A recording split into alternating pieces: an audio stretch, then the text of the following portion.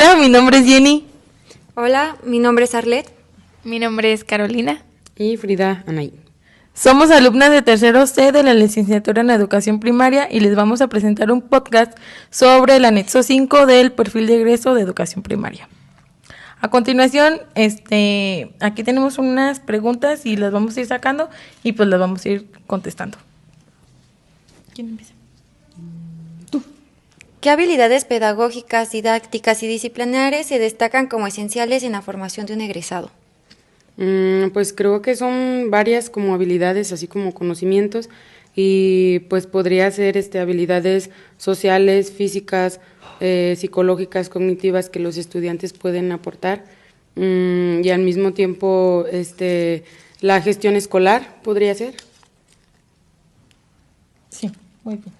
¿Cómo contextualizas los contenidos de los planes y programas de estudio para adaptarlos a las necesidades locales, regionales y globales? Bueno, yo considero que principalmente tienes que conocer muy bien la comunidad en la cual vas a trabajar para ya poder como englobar todos los contenidos a lo que vas a trabajar. Bueno, una cosa que se me hace muy importante es cuando nos mandan por parte de la escuela a practicar, nos mandan a observaciones. Ajá. Entonces, ya al momento de ir a observar, empezamos a conocer el contexto, empezamos a ver cómo viven los alumnos, cómo es el contexto familiar, económico y el de la escuela. Entonces, eso nos ayuda mucho al momento de ir a dar las prácticas Porque para adaptar los contenidos. Sí, o sea, adaptamos a los contenidos según las necesidades de los alumnos, según la necesidad del contexto y el nivel en el que se encuentran, de ahí nos podemos partir o basar para la planeación o lo que llevemos preparado para después. Sí, por eso de hecho cuando vamos a observar es muy importante literal observar todo lo que podamos para, como ya lo mencionamos, cuando vayamos a practicar pues ya saber a lo que nos vamos a enfrentar o cómo lo trabajamos para que estén cómodos los niños, porque no, por ejemplo, no podemos llegar a hablar o bueno, hacer como algo que no entiendan o que todavía no lleguen como a ese nivel. Sí. Bueno, la siguiente pregunta. ¿La leo yo? Sí.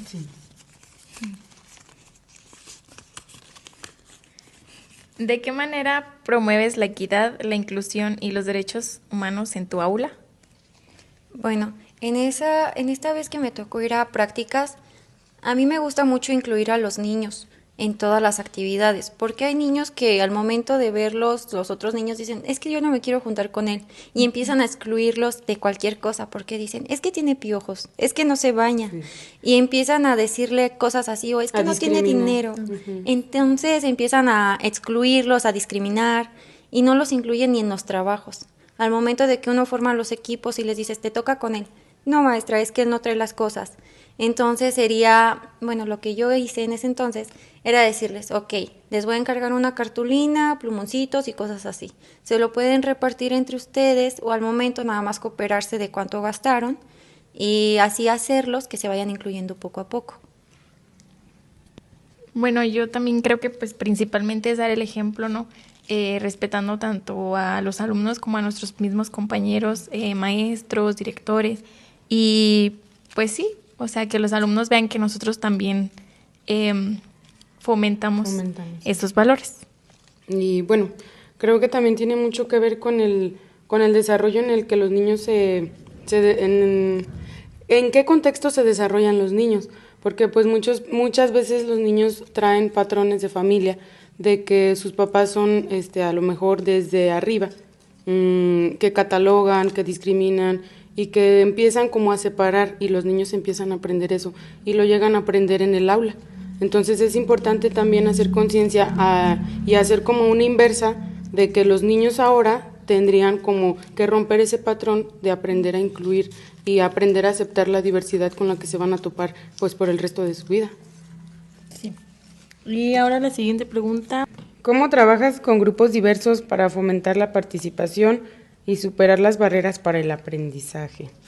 Pues creo que primeramente deberíamos de tener un diagnóstico o de realizar un diagnóstico en el cual podamos determinar las características del grupo, o la diversidad que hay en los niños y sus necesidades, y además pues podríamos apoyarnos para una mayor inclusión y para tratar esas barreras que se presentan pues con los padres de familia y con especialistas o con nuestros, podría ser nuestros compañeros docentes o compañeros de trabajo, tratando pues de crecer como docentes.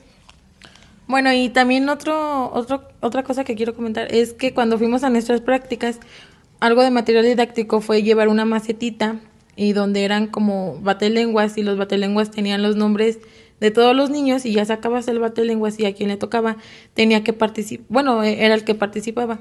Y también eso se nos hizo muy importante ya que hacemos que todos participen, o sea, fomentamos la participación activa para que no todos, por ejemplo, hay niños que no les gusta participar. Entonces ya con esa dinámica ya los hacemos que participen y pues ya se fomenta eso. Bueno, retomando lo que dijo mi compañera, también lo que yo fomenté en el momento de las prácticas era llevar un juego de bingo, pero en ese nada más metía el número hasta el número 37, del 1 al 37 porque eran los alumnos que teníamos. Le iba dando vueltas al bingo y el número que me iba saliendo era el número de lista que iba a participar. Entonces en ese momento se hace la fomentación de la participación activa. ¿Vas a comentar? Sí.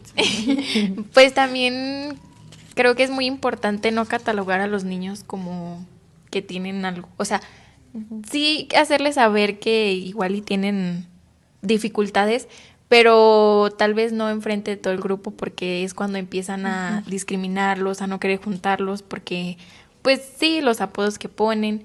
El momento también de que los niños empiezan a participar, como comenta mi compañera, de que algunos niños pues no tienen la suficiente capacidad, o sea, para captar el tema, uno los puede ir incluyendo poco a poco. Por ejemplo, esta vez que fuimos también a practicar mi compañera Jennifer y yo, lo que hacíamos era, cuando estaba yo en mi campo, ella me auxiliaba con los alumnos que tenían rezago. Entonces, ella les iba explicando paso a paso y los niños ya se iban animando un poquito más a participar. Hasta ellos mismos decían, maestra, yo quiero participar, ya sé qué paso sigue. Entonces, creo que tener como una maestra de apoyo para ese tipo de alumnos, pues es muy necesario para que ellos no se vayan quedando atrás y no se sientan excluidos y vayan formando esa participación por sí mismos. Bueno, y ahora la siguiente pregunta. ¿Cómo utilizas tu práctica docente para elaborar problemas sociales, económicos y culturales del entorno de tus estudiantes?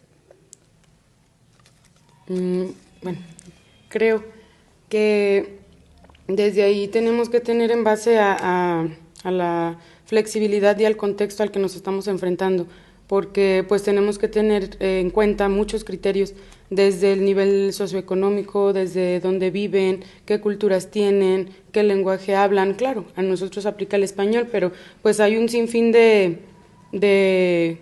desafíos a los que nos enfrentamos y yo creo que hay que tener muchas, pues se podría decir como muchos diferentes, o ampliar nuestra visión y nuestro horizonte, o sea, de qué es de a qué es lo que tenemos que prepararnos o a qué tenemos que enfrentarnos, cómo nos tenemos que preparar. Bueno, en eso mismo que dice que de lo económico sería, bueno, ahí también entraría desde que vamos a observar y conocer el contexto, porque al momento de conocer el contexto ya vamos adaptando nuestra planeación, porque si viene una actividad en el libro de llevar cosas muy costosas o mucho material, entonces no podemos hacer que los niños lo traigan, que trabajen y así, entonces ya sería uno ir haciendo nuestras planeaciones, ya sean equipos o cambiar de tipo de material, pero para que todos puedan trabajarlo y de una manera que sea entendible. Sí. Y la última pregunta es, ¿qué herramientas digitales utilizas para diversificar tus estrategias de enseñanza?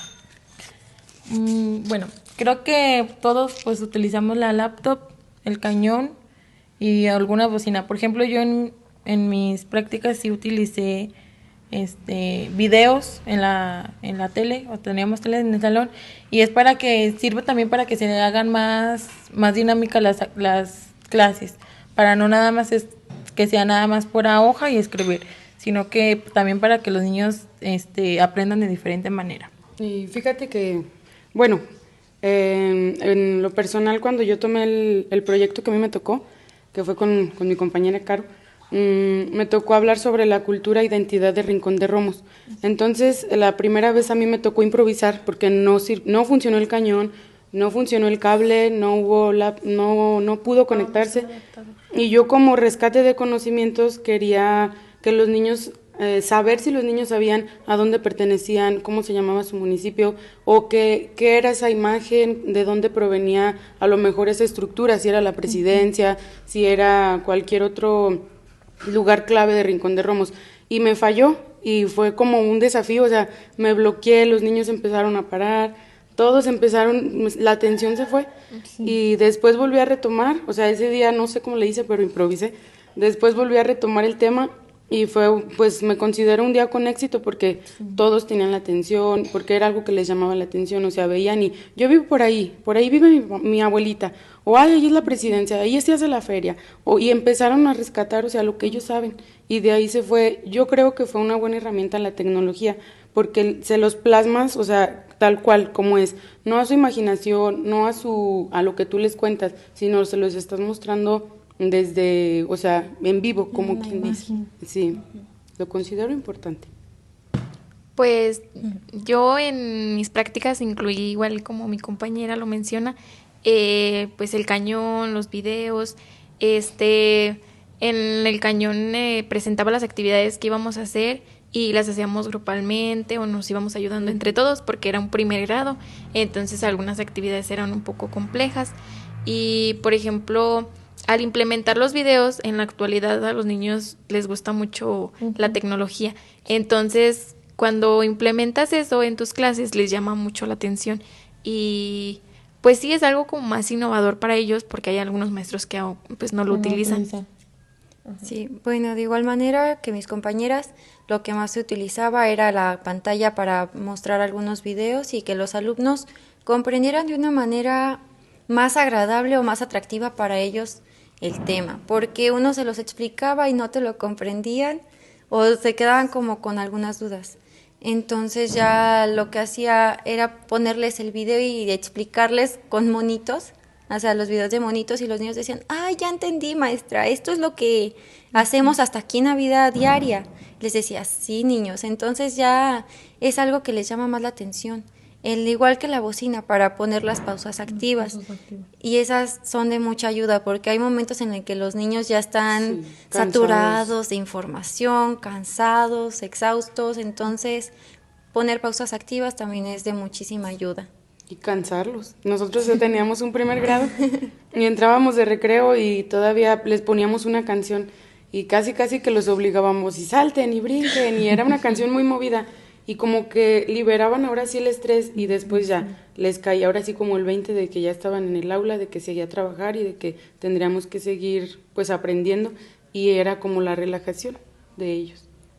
Bueno, por nuestra parte sería todo. Hasta aquí el podcast. Espero y les guste y pues muchas gracias. Bye. El podcast. Bye.